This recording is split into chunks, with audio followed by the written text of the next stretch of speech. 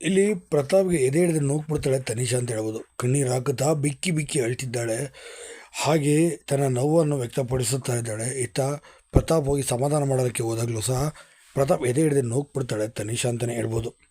ತನಿಷಾ ಅದು ಕೋಪ ಹತಾಶೆ ಅರ್ಥ ಆಗುತ್ತೆ. ಯಾಕೆಂದರೆ ಇಷ್ಟು ಕೊನೆ ಹಂತಕ್ಕೆ ಬಂದ ನಂತರ ಮಿಡ್ ನೈಟ್ನಲ್ಲಿ ಅದು ಎಲಿಮಿನೇಟ್ ಆಗಿ ಹೋಗಬೇಕು ಅಂದರೆ ತುಂಬ ನೋವಾಗುತ್ತೆ. ಈ ಹಿಂದೆ ವರ್ತೂರ್ ಮತ್ತು ತುಕಾಲಿ ಕೊನೆಯ ಸ್ಥಾನದಲ್ಲಿ ಉಳ್ಕೊಂಡಿದ್ರು. ಅವರಿಬ್ಬರಲ್ಲಿ ಒಬ್ಬರು ಹೋಗ್ತಾರೆ ಅಂತ ಹೇಳಲಾಗಿತ್ತು. ಅವರಿಬ್ಬರನ್ನು ಸೇವ್ ಮಾಡಲಾಗಿತ್ತು. ವಿಷಯ ಏನಪ್ಪ ಅಂದರೆ ತನಿಷಾ ಅದಕ್ಕೂ ಮುಂಚೆನೇ ಸೇವ್ ಆಗಿದ್ಲು. ಇಂಥ ತನಿಷಾ ಇಂದು ಮಧ್ಯರಾತ್ರಿ ಈಗ ಎಲಿಮಿನೇಷನ್ ಅಂತ ಹೇಳಿದ್ದು ಸದ್ಯ ತನಿಷಾಗೆ ಇದು ಸಹಿಸ್ಕೊಳ್ಳೋಕ್ಕೆ ಸಾಧ್ಯನೇ ಆಗಲಿಲ್ಲ. ತುಂಬಾ ಬೇಸರ ಕೂಡ ವ್ಯಕ್ತಪಡಿಸ್ತಾಳೆ. ನೋವು ಬಿಗ್ ಬಾಸ್ಗೆ ನಾನು ಹೋಗೋದಿಲ್ಲ, ಬಿಗ್ ಬಾಸ್ ದಯವಿಟ್ಟು ನನ್ನ ಹಿಡ್ಕೊಳ್ಳಿ, ದಯವಿಟ್ಟು ಕಳಿಸ್ಕೊಡ್ಬೇಡಿ ಅಂತ ಹೇಳಿ ಕೇಳ್ಕೊಳ್ತಾಳೆ. ಕೈ ಮುಗಿತಾಳೆ, ಕಾಲಿಗೆ ಬೀಳ್ತಾಳೆ. ಏನೇ ಆದರೂ ಕೂಡ ಬಿಗ್ ಬಾಸ್ ಫಾನ್ಸ್ ಅಂತೂ ಕರಗೋದಿಲ್ಲ. ಇದು ಜನಗಳ ಅಭಿಪ್ರಾಯ ಮತ್ತು ಬಿಗ್ ಬಾಸ್ ಅಭಿಪ್ರಾಯ ಆಗಿರೋದ್ರಿಂದ ತನಿಷಾ ಹೊರಗೆ ಹೋಗಬೇಕಾದ ಅನಿವಾರ್ಯತೆ ಇರುತ್ತೆ. ಕಿರ್ಚಾಡ್ತಾಳೆ, ಕೂಗಾಡ್ತಾಳೆ. ನಂತರ ಪ್ರತಾಪ್ ಹೋಗಿ ಸಮಾಧಾನ ಮಾಡೋಕ್ಕೆ ಹೋದರೂ ಕೂಡ ಪ್ರತಾಪ್ನ ಎದೆ ಹಿಡಿದು ಕೂಡ ನೋಗ್ಬಿಡ್ತಾಳೆ. ನಿಜಕ್ಕೂ ತನಿಷಾ ಹತಾಶೆ ಸ್ಥಿತಿ ತುಂಬಾ ಕಣ್ಣೀರು ತರುವಂಥದ್ದಿದೆ. ಇನ್ನೊಂದು ಭಾವುಕ ಸಂಚಿಕೆ